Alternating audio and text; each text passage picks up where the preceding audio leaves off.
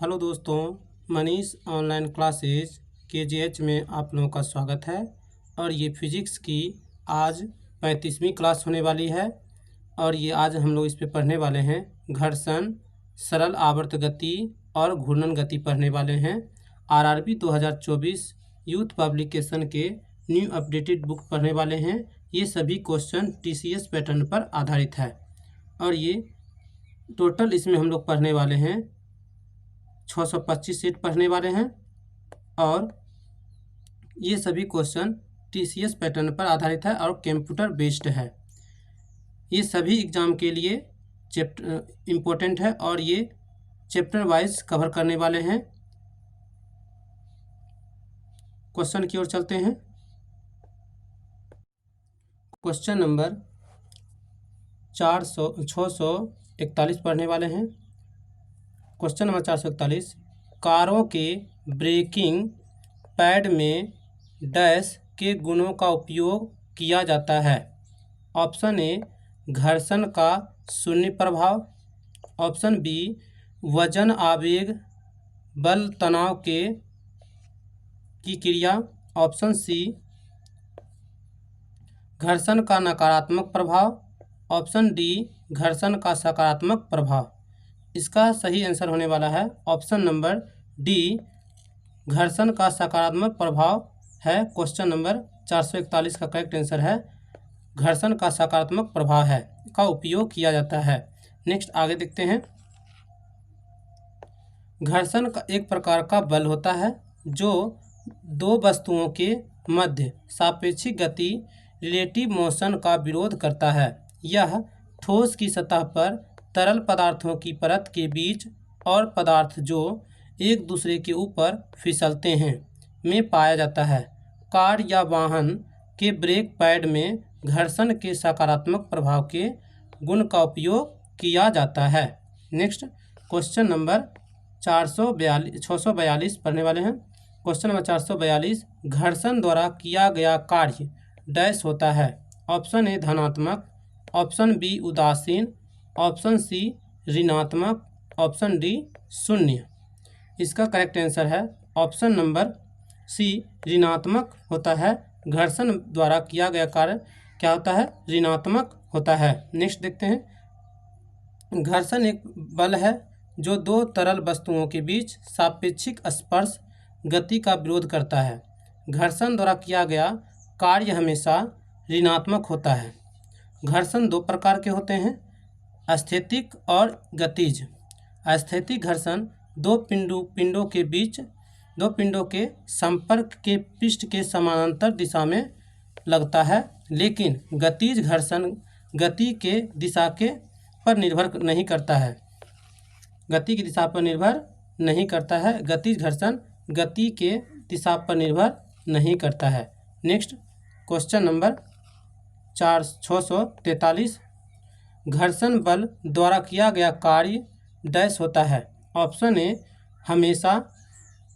हमेशा धनात्मक, option B केवल छोटे घर्षण बलों के लिए धनात्मक, ऑप्शन सी हमेशा ऋणात्मक, ऑप्शन डी केवल बड़े घर्षण बलों के लिए ऋणात्मक। इसका करेक्ट आंसर होने वाला है ऑप्शन नंबर सी, हमेशा ऋणात्मक होता है। हमेशा ऋणात्मक होता है। घर्षण बल द्वारा किया गया कार्य हमेशा ऋणात्मक होता है। Option number C correct answer है। Next question number 644, question number 644, घर्षण द्वारा किए गए कार्य का क्षय नहीं होता है बल्कि वह डैश ऊर्जा के रूप में परिवर्तित हो जाता है। ऑप्शन ए तापीय, ऑप्शन बी नाभिकीय, ऑप्शन सी रासायनिक, ऑप्शन डी घर्षण। इसका करेक्ट आंसर होने वाला है ऑप्शन नंबर ए, तापीय ऊर्जा के रूप में परिवर्तित होता है। नेक्स्ट आगे देखते हैं। जब कोई वस्तु किसी सतह पर सरकती या लुढ़कती है तब स्पर्श करती है सतह के मध्य घर्षण बल उत्पन्न हो जाता है जो वस्तु की गति के विपरीत दिशा में कार्य करता है। घर्षण द्वारा किए गए कार्य का क्षय न होकर पिंड के ऊष्मीय ऊर्जा या तापीय ऊर्जा में परिवर्तन हो जाता है। नेक्स्ट क्वेश्चन की ओर चलते हैं। क्वेश्चन नंबर 600 अब पढ़ने वाले हम लोग सरल आवर्त गति, घूर्णन गति पढ़ने वाले हैं, सिंपल हार्मोनिक मोशन और रोटेशनल मोशन पढ़ने वाले हैं। क्वेश्चन नंबर 645 पढ़ने वाले हैं। डैश द्वारा दाब प्रावान्ता बल के संतुलन होने पर भूस्थैतिक प्रवाह की स्थिति बनती है।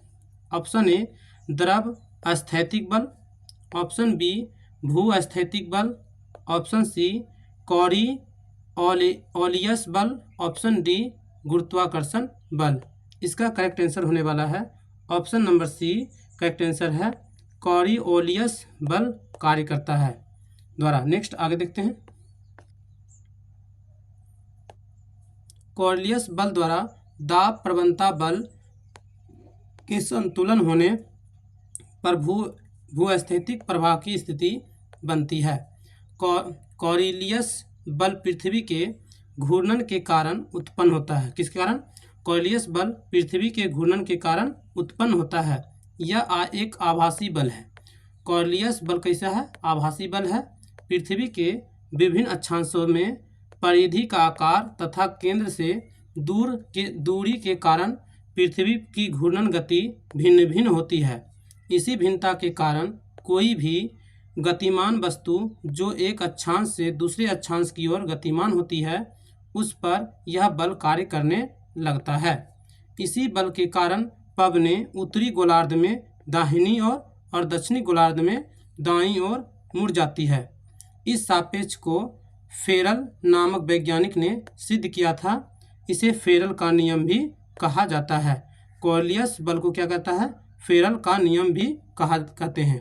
नेक्स्ट क्वेश्चन नंबर 646 पेंडुलम लयबद्ध दोलक हार्मोनिक ऑसिलेटर की तरह काम करता है, अतः डैश में इसका प्रयोग किया जाता है। ऑप्शन ए दादाजी की घड़ी, ऑप्शन बी कलाई में पहनने वाली घड़ी, ऑप्शन सी धूप घड़ी सनडायल, ऑप्शन डी रेत की घड़ी आवर ग्लास। इसके आंसर होने वाले हैं ऑप्शन नंबर डी ए दादाजी की घड़ी है। नेक्स्ट आगे देखते हैं। पेंडुलम घड़ी पेंडुलम लयबद्ध दोलक हार्मोनिक ऑसिलेटर की तरह काम करता है। यह दादाजी की घड़ी में इसका प्रयोग किया जाता है। जब कोई पिंड एक निश्चित समय अंतराल में एक ही निश्चित पथ पर बार बार अपनी गति को दोहराता है तो उसकी गति को सरल आवर्त गति कहते हैं। पेंडुलम सरल आवर्त गति की तरह व्यवहार करता है। नेक्स्ट क्वेश्चन नंबर 647 जब एक कार मोड़ लेती है तो वह कौन सा बल है जो हमें बाहर की ओर धक्का देता है? ऑप्शन ए केंद्राभिमुख बल, ऑप्शन बी अपकेंद्रीय बल, ऑप्शन सी घर्षण बल, ऑप्शन डी तनाव बल। इसका करेक्ट आंसर है अपकेंद्रीय बल लगता है। कौन सा बल? अपकेंद्रीय बल लगता है। नेक्स्ट यांत्रिकी में अपकेंद्रीय बल एक गुरुत्वीय बल है जो वितीय गति करती है। वस्तुओं पर गति के पथ के केंद्र से दूर त्रिज्या की दिशा में लगता हुआ प्रतीत होता है। अपकेंद्रीय बल के कारण ही जब कार मोड़ लेती है तो वह बाहर की ओर धक्का लगाती है। Next question 648 question number 648 dairy में प्रयोग किए जाने वाले दूध से क्रीम को अलग करने की प्रक्रिया कहलाती है। ऑप्शन ए डीकैंटेशन, ऑप्शन बी आंशिक आसवन, ऑप्शन सी अपकेंद्रीकरण, ऑप्शन डी क्रिस्टलीकरण। इसका सही आंसर है ऑप्शन नंबर सी अपकेंद्रीकरण के कारण दूध से क्रीम को अलग किया जाता है। नेक्स्ट वितीय गति में कुछ परिस्थिति ऐसी होती है जब ऐसा आभास होता है कि वस्तु पर एक बल लगा है जिसकी दिशा अपकेंद्रीय बल के विपरीत होती है।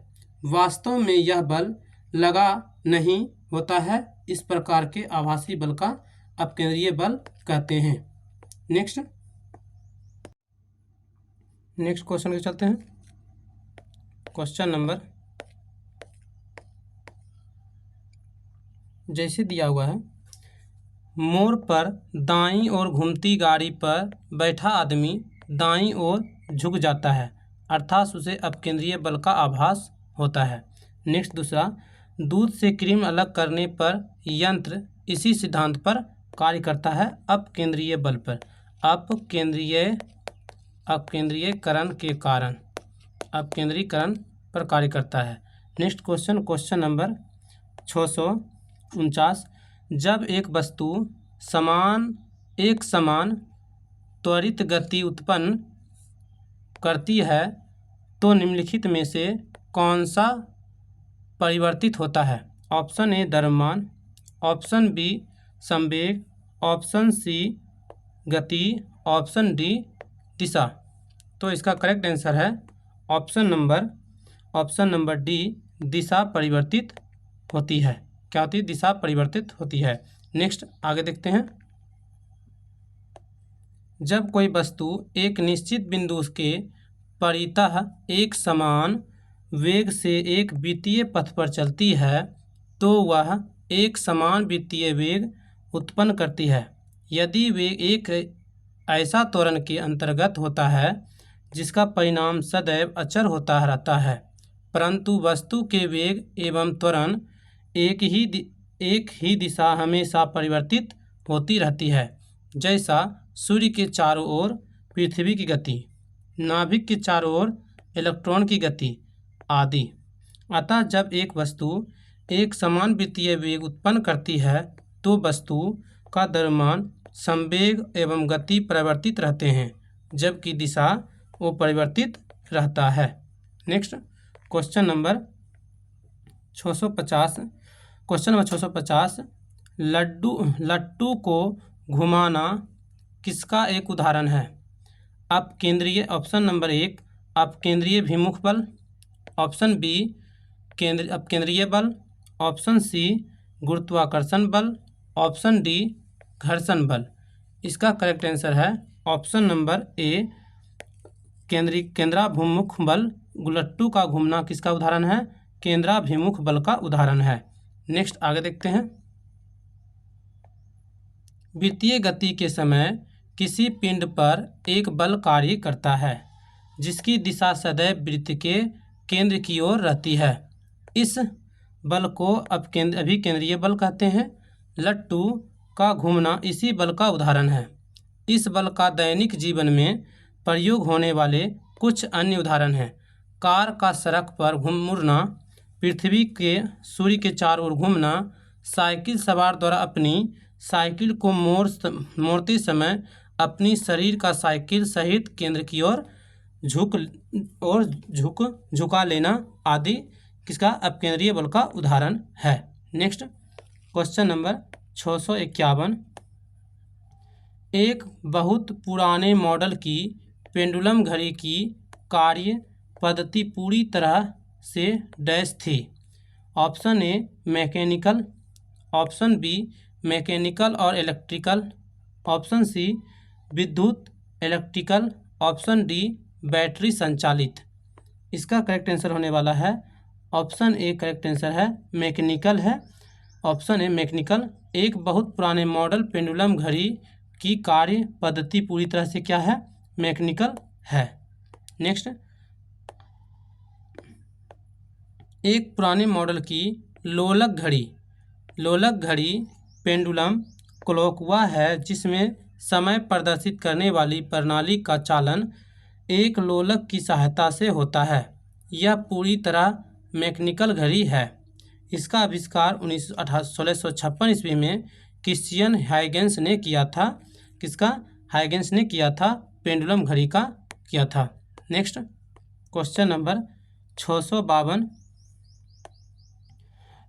रोलर कोस्टर की सवारी में कौन सा बल कार्य करता है? ऑप्शन ए अपकेंद्रीय, ऑप्शन बी अभिकेंद्रीय, ऑप्शन सी गुरुत्वीय, ऑप्शन डी अभिलंबीय। इसका करेक्ट आंसर है ऑप्शन नंबर बी अभिकेंद्रीय बल कार्य करता है। रोलर कोस्टर की सवारी में अभिकेंद्रीय बल कार्य करता है। पृथ्वी पथ पर किसी पिंड के तत्क्षणिक वेग के लंबवत दिशा में गति पथ के केंद्र की ओर लगने वाला बल अभिकेंद्रीय बल कहलाता है। अभिकेंद्रीय बल के कारण पिंड वक्र पथ पर गति करता है। Next question number 653। Question number 653, यदि कोई पिंड रूपांतरित गति में एक वक्र पथ पर गति करता है तो इस गति को डैश कहेंगे। ऑप्शन ए सरल रेखीय गति, ऑप्शन बी सरल आवर्त गति, ऑप्शन सी आवर्त गति, ऑप्शन डी वक्र रेखीय गति। तो इसका करेक्ट आंसर है ऑप्शन नंबर डी, वक्र रेखीय गति है। यदि कोई पिंड रूपांतरित गति में एक वक्र पथ पर गति करता है, इस पे वक्र पथ पर गति करता है, तो वह वक्र रेखीय गति है कहेंगे। नेक्स्ट आगे देखते हैं। घुमावदार मार्ग में गति करने वाली वस्तु की गति को वक्र रेखीय गति कहा जाता है। यदि कोई पिंड रूपांतरित गति में एक वक्र पथ पर गतिमान करता है तो इस गति को वक्र रेखीय गति कहा जाता है। इसी के प्रकार जब एक पत्थर को एक कोण से हवा में फेंका जाता है तो वक्र रेखीय गति करता है। Next question number 654। Question number 654, किसी निकाय को एक समान वृत्तीय गति में चलाने में लगने वाला आवश्यक नियत बल को डैश कहा जाता है। ऑप्शन ए अपकेंद्रीय बल, ऑप्शन बी गुरुत्वाकर्षण बल, ऑप्शन सी अभिकेंद्रीय बल, ऑप्शन डी यांत्रिक बल। इसका सही आंसर होने वाला है ऑप्शन नंबर सी, अपकेंद्रीय बल सही आंसर है। नेक्स्ट आगे देखते हैं।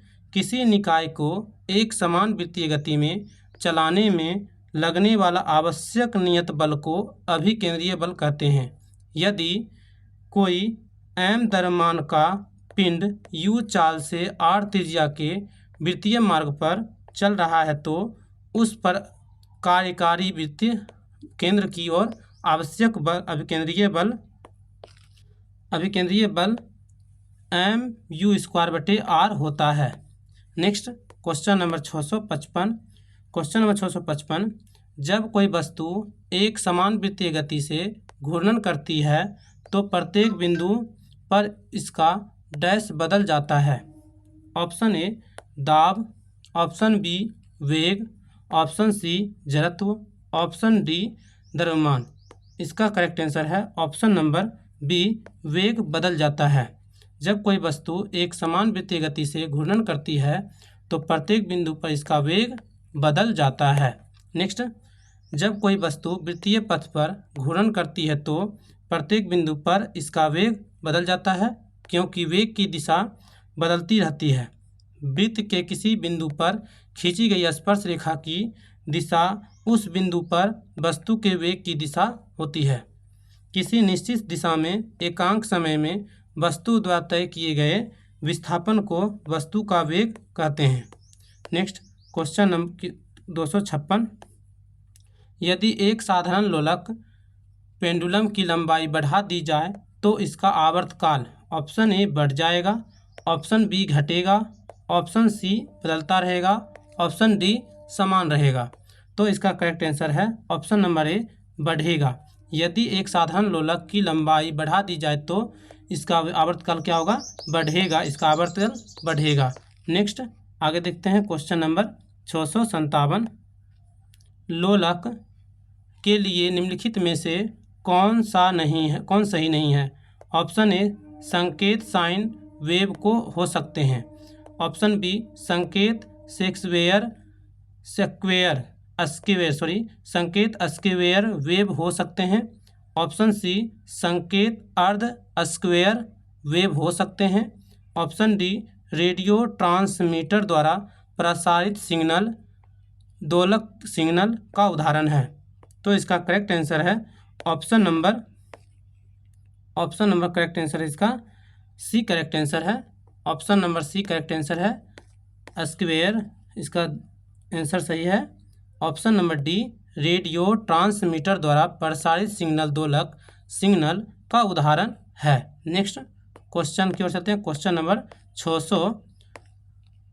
नेक्स्ट, विद्युतीय दोलक एक इलेक्ट्रॉनिक परिपथ है जो इलेक्ट्रॉनिक सिग्नल का उत्पादन करता है, जो साइन वेव या स्क्वायर वेव के रूप में हो सकती है, मगर अर्ध स्क्वायर वेव में नहीं हो सकती है।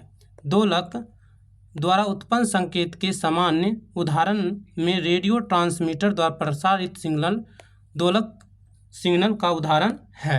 Next question number 658। एक वृत्तीय पथ में स्थिर गति वाले पिंड की गति को क्या कहा जाता है? ऑप्शन ए परिसंचारी गति, ऑप्शन बी दोलनी गति, ऑप्शन सी असमान गति वृत्तीय गति, ऑप्शन डी समान वृत्तीय गति। इसका करेक्ट आंसर है ऑप्शन नंबर डी, एक समान वृत्तीय गति करेक्ट आंसर है। एक वृत्तीय पथ में स्थिर गति करने वाले पिंड की गति को एक समान वृत्तीय गति कहते हैं। जैसे सूर्य के चारों ओर ग्रह का चक्कर लगाना, पृथ्वी के चारों ओर चंद्रमा या उपग्रह का चक्कर लगाना, पृथ्वी की घड़ी की सुई की गति, परमाणु के कक्ष में इलेक्ट्रॉन की गति इत्यादि वृत्तीय गति का उदाहरण है। नेक्स्ट क्वेश्चन की ओर चलते हैं, क्वेश्चन नंबर 659। जब कोई वस्तु वृत्तीय पथ पर गति करती है तो घूर्णन करती हुई वस्तु पर केंद्र की ओर लगने वाला बल कहलाता है। ऑप्शन ए कोणीय बल, ऑप्शन बी साधारण बल, ऑप्शन सी अपकेंद्रीय बल, ऑप्शन डी गुरुत्वाकर्षण बल। तो इसका करेक्ट आंसर है ऑप्शन नंबर सी, गुरुत्वाकर्षण बल करेक्ट आंसर है। नेक्स्ट आगे देखते हैं। किसी वृत्तीय मार्ग पर एक समान चाल से गति करती हुई पिंड पर एक बल कार्य करता है जिसकी दिशा सदैव केंद्र की ओर रहती है। इस बल को अभिकेंद्रीय बल कहते हैं। इस बल की अनुपस्थिति में वृत्तीय गति संभव नहीं है। यह बल गतिमान वस्तु में एक त्वरण उत्पन्न करता है जिसका परिणाम v²/r के बराबर होता है। वह प्रवृत्ति सदैव वस्तु की दिशा बदलने की होती है। वह सदैव केंद्र की ओर रहती है। नेक्स्ट आगे देखते हैं, क्वेश्चन नंबर 660। किसी दोलक द्वारा एक आयाम पूरा करने में लिया गया समय क्या कहलाता है? ऑप्शन ए आयाम, ऑप्शन बी आवर्तकाल, ऑप्शन सी दूरी, ऑप्शन डी आवर्त, ऑप्शन डी आवृत्ति। इसका करेक्ट आंसर है option number D option number B आवर्तकाल कहलाता है। किसी दोलक द्वारा एक आयाम पूरा करने में लिया गया समय क्या कहलाता है? आवर्तकाल कहलाता है। Option number B correct answer है। नेक्स्ट आगे देखते हैं। किसी दोलक द्वारा एक आयाम पूरा करने में लिया गया समय आवर्तकाल कहलाता है। सरल आवर्त गति उस गति को कहते हैं जिसमें वस्तु जिस बल के अंतर्गत गति करती है उसकी दिशा सदैव विस्थापन के विपरीत दिशा एवं परिणाम विस्थापन के समानुपाती होता है। उदाहरण, सरल लोलक की गति किसी स्प्रिंग के लटके द्रव्यमान की गति के आदि हैं। अगर ये वीडियो आप लोगों को अच्छी लगी हो प्लीज़ वीडियो को शेयर करें और अपने दोस्तों को भी शेयर करें ताकि आप लोग चैनल को सब्सक्राइब करें ताकि नोटिफिकेशन आप लोगों तक पहुंच सके।